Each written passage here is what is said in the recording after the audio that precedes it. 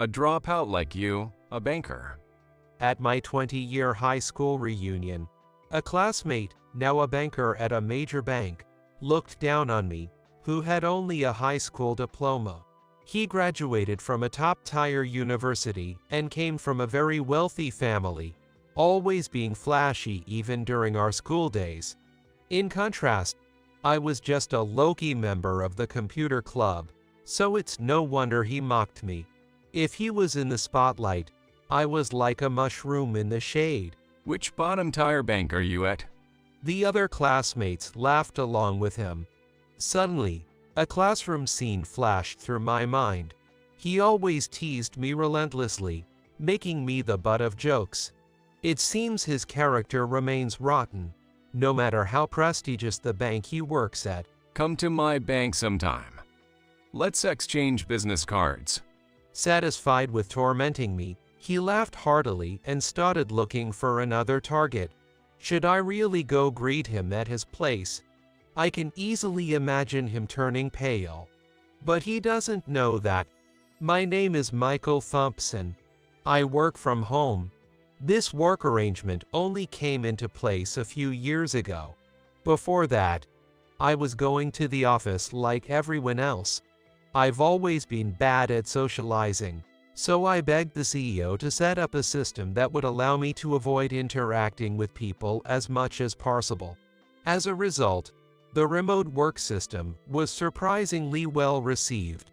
It led to providing our remote work system to other companies, and the unexpected progress made the CEO very pleased.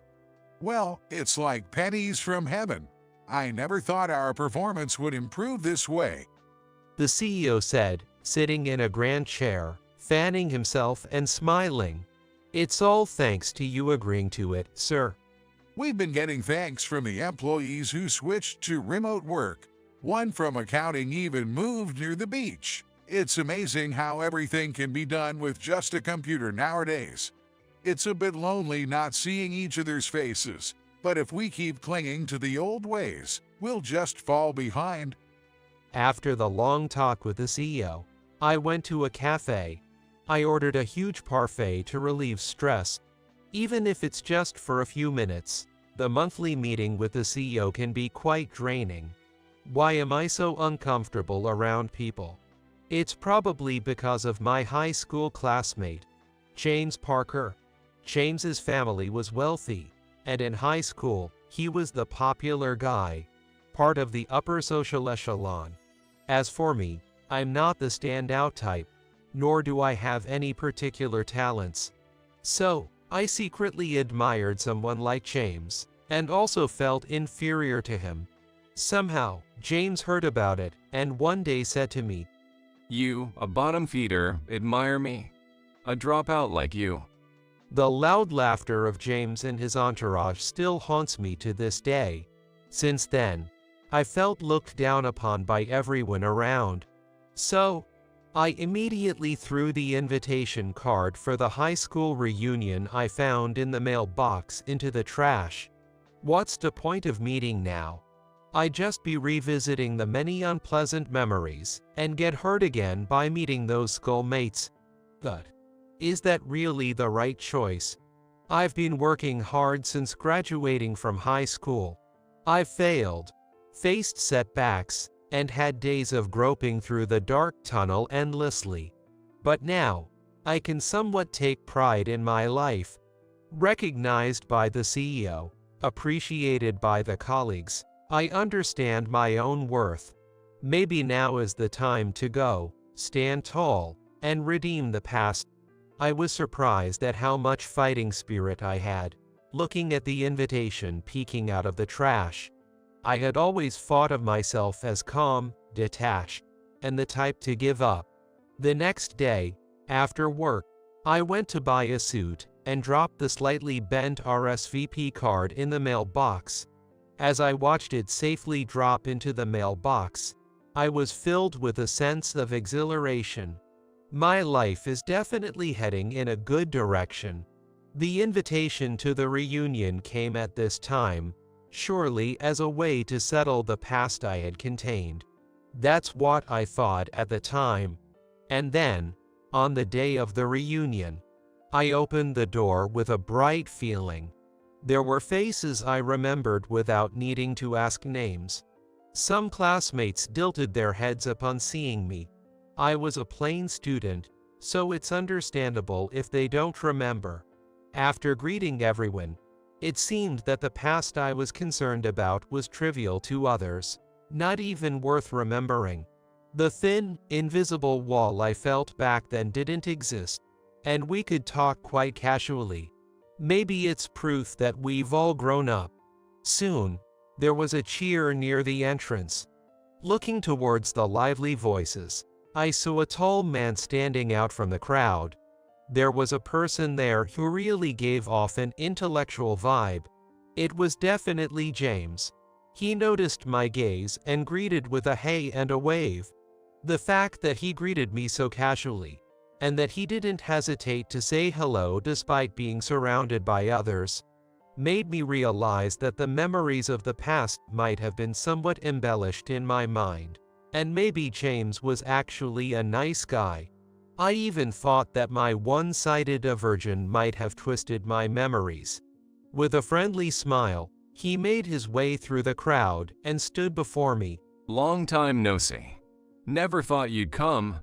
Yo, I wanted to see everyone after so long. How have you been, James? Pretty good. What are you up to now? You didn't go to college, right? Standing before James, my heart was still racing, but I was moved to be able to converse as equals. I was talking to James, the once popular guy at the top of our high school social ladder. But that thought was short-lived. As soon as I mentioned the bank I work for, James smirked coldly and said, What? A dropout like you, working at a bank? Which bottom-tier bank is it? Don't lie, man. His smiling face made me feel dizzy. It was just like old times. No, don't get it wrong. I work in IT at the bank, so I'm no match for you, James. A wave of shame washed over me. The fleeting dream turned into a nightmare, baring its fangs. Of course. I work at a very famous major bank, the Central Branch no less. Oh, really? The bank he mentioned. It was ironically the same bank I work. The Central Branch might have a good location, but to the headquarters staff, a branch is just a branch. What's with the smirk? Can only laugh to hide your shame, huh? Must be a local bank then. James, seeing my silence, assumed on his own that I worked at a local bank. Listen, if you're just a pathetic bank's ID guy, better hide your background. It's embarrassing for us bankers, you know. Hey, come visit my office sometime. I'll give you a tour. We can even exchange business cards at the entrance if you like. He patted my shoulder, looking pleased, and then left. James, it seems, hadn't changed at all. No, it felt like he had become even more accustomed to looking down on people than during our high school days. After the reunion, James contacted me several times. He was serious, persistently calling me to visit his bank. It'll be fun, right? You're probably just bored anyway. Or is your pride getting in the way? He probably intended to make a spectacle of me and laugh. Well then, I guess I'll just have to roll with it. Put my heart and soul into it. Lay everything on the line. All right. I'll come when it suits you, James. Next Tuesday works for me. That's fine. I'm really looking forward to it. James ended the call, clearly delighted with my response. I thought maybe someone had knocked some sense into him, but it seems no one stopped him. Rather, it's pitiful that a grown adult feels the need to look down on others to be satisfied. The moment for my retaliation was drawing nearer. And then, the day I was to meet James arrived. I wasn't nervous at all.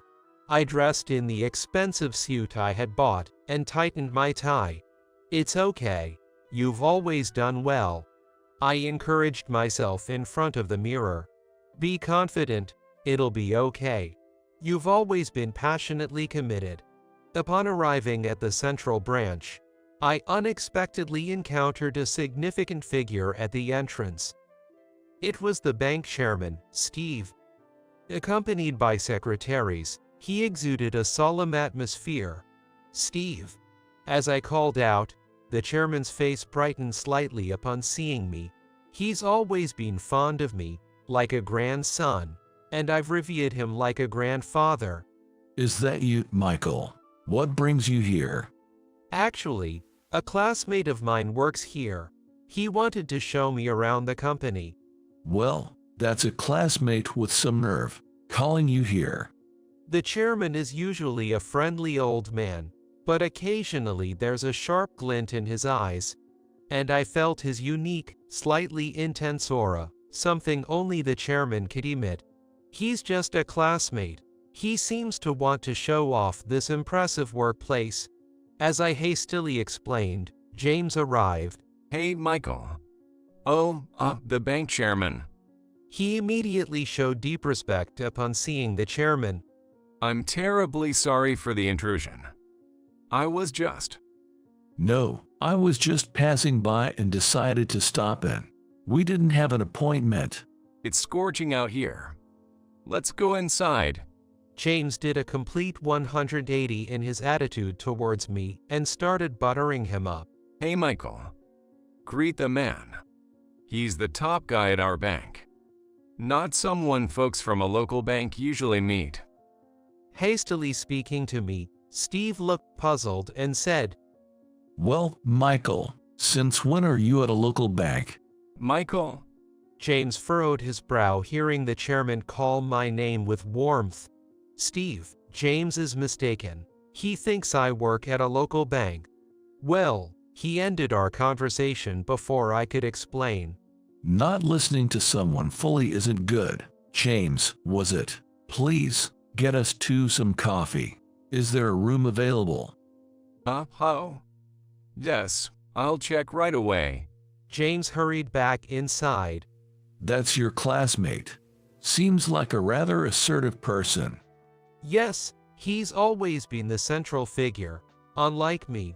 Responding that way, the chairman narrowed his eyes and said, I like your humility, Michael. Your unassuming nature and treating everyone equally. James returned hastily with the branch manager and ushered us into the manager's office. Sitting on the luxurious sofa, I sank deep into its softness.